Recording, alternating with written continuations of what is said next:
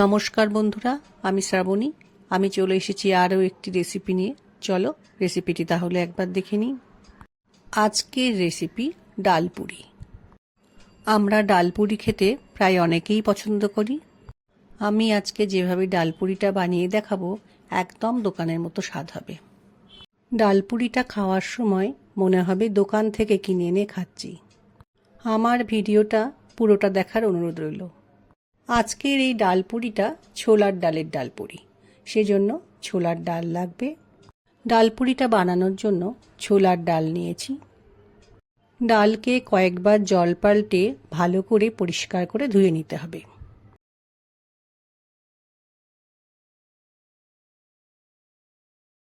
ডাল ভালো করে ধোয়া হয়ে গেলে জল দিয়ে 4-5 ঘন্টা ভিজিয়ে রাখতে হবে। ঘন্টা 5 ভিজিয়ে নেওয়ার পর ডালটা এরকম হয়েছে। ভিজে যাওয়ার পর ডালকে জল থেকে তুলে নিয়েছি, একটা মিক্সির মধ্যে নিয়েছি। এবার আমি একটা ডালের পেস্ট বানিয়ে নেব।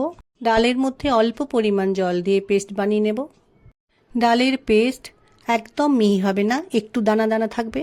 একটা পাত্রের মধ্যে ডাল বাটাটা রেখে দিয়েছি। প্যানের মধ্যে সাদা তেল দিয়ে নিলাম। তেলের মধ্যে একটু কালো জিরে ফোড়ন দিলাম। ফোড়নে দিয়ে দিচ্ছি একটু জোয়ান, এই জোয়ানটা দিলে স্বাদটা খুব ভালো হয়। একটু আদা বাটা দিয়ে দিলাম। এগুলোকে তেলের মধ্যে একটু সময় নাড়াচাড়া করে নেব। আদার কাঁচা গন্ধটা চলে গেছে। এখন তেলের মধ্যে দিয়ে দিলাম অল্প পরিমাণ হিং। হিং দেওয়ার পর হিংটা একটু ভেজে নিতে হবে। ফোড়নটা থেকে খুব সুন্দর গন্ধ বেরোচ্ছে। এবার বেটে রাখা ডালটা প্যানের মধ্যে দিয়ে একটু সময় রান্না করতে হবে।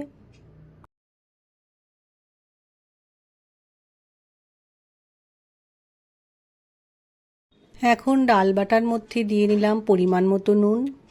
মিষ্টি স্বাদের জন্য অল্প একটু চিনি দিলাম। ঝালের জন্য দিয়ে নিলাম লঙ্কা গুঁড়ো, তোমরা চাইলে কাঁচা লঙ্কা কুচি দিতে পারো। এখন ডালের সাথে সব কিছু ভালো করে মিশিয়ে নিতে হবে। গ্যাসের ফ্লেমকে লো করে রেখে এই ডাল বাটা কিছুটা সময় রান্না করতে হবে, যেন ডালটা ঝুরঝুরে হয়, ডালের মধ্যে জল না থাকে।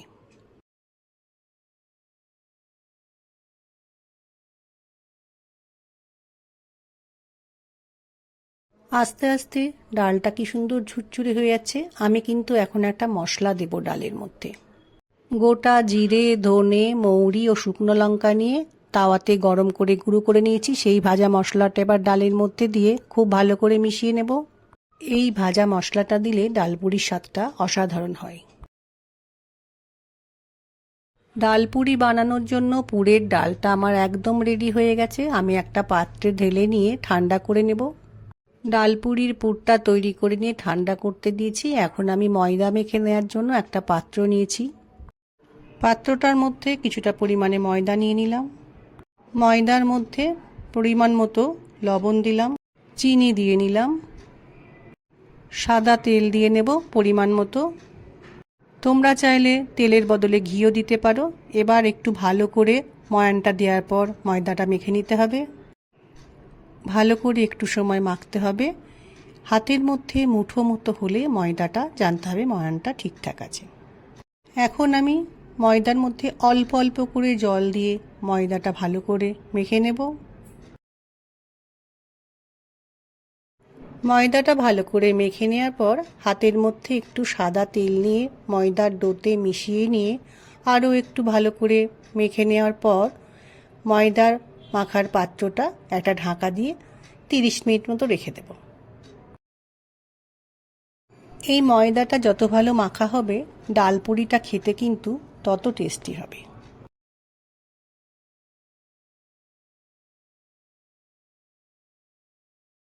আধ ঘন্টা পরে ময়দার ডোয়ের ওপর থেকে ঢাকাটা সরিয়ে ময়দাটা আর একবার ভালো করে মেখে নিয়ে ময়দা থেকে লেচিগুলো কেটে নেব।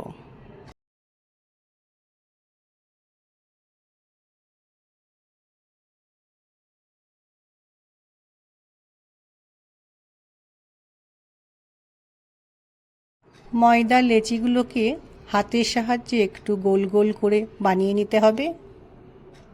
আমি যেভাবে দেখাচ্ছি ঠিক এইভাবে।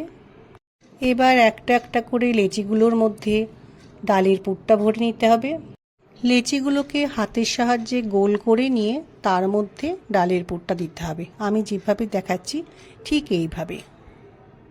এইভাবে আমি প্রত্যেকটা লেচি তৈরি করে নেব।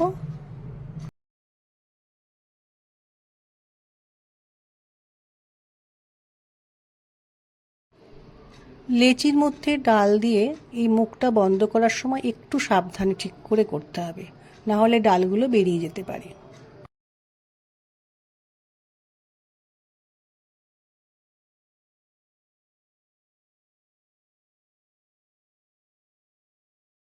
প্রত্যেকটা লেচির মধ্যে ডালের পুরটা ভরা হয়ে গেছে।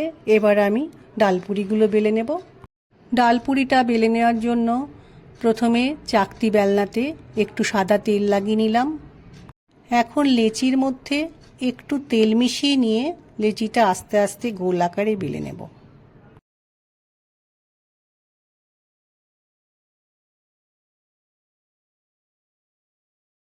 ডালপুরিটা বেলা হয়ে গেছে। এখন আমি একটা প্লেটের মধ্যে তুলে রাখবো। ডালপুরিটা বেলার সময়তে একটুও ডাল বেরোয়নি, খুব সুন্দরভাবে গোল মতো বেলা হয়েছে। ডালপুরিগুলো ভেজে নেওয়ার জন্য একটা প্যানের মধ্যে সাদা তেল দিয়েছি। তেলটা অল্প গরম হয়েছে, তখন ডালপুরিটা ভাজার জন্য দিয়ে দিলাম। এখন আস্তে আস্তে ডালপুরিটা ভাজতে হবে।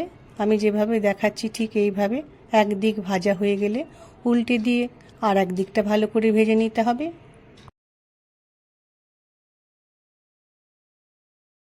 ডালপুরি খুব সুন্দরভাবে ভাজা হচ্ছে, কি সুন্দর ফুলে উঠেছে। ডালপুরিটা ভাজা হয়ে গেছে। এখন আমি তেল থেকে তুলে নিয়ে একটা পাত্রের মধ্যে রেখে দিলাম। এই একইভাবে আমি সমস্ত ডালপুরি ভালো করে ভেজে নেব। ডালপুরিগুলো ভাজা হয়ে গেছে। আমি আলুর তরকারি দিয়ে পরিবেশন করে নিয়েছি। এই হিং দিয়ে আলুর তরকারির সাথে ডালপুরি খেতে কিন্তু অসাধারণ লাগে। ডালপুরি রেসিপিটি দেখার পর একদিন জলখাবারে বানিয়ে নিও, দেখবে তোমাদেরও খেতে খুব পছন্দ হবে। এভাবে বানিয়ে নিয়ে বাচ্চাদের টিফিনে বা বড়দের টিফিনেও দেওয়া যেতে পারে, তাদেরও খুব ভালো লাগবে। আশা রাখছি আজকের রেসিপিটি তোমাদের পছন্দ হবে। আমার আজকের রেসিপি ভালো লাগলে লাইক, শেয়ার ও সাবস্ক্রাইব করো। ভিডিওটি দেখার জন্য ধন্যবাদ। ভিডিওটি আজ এখানেই শেষ করছি। ফিরে আসছি আরও একটি রেসিপি নিয়ে।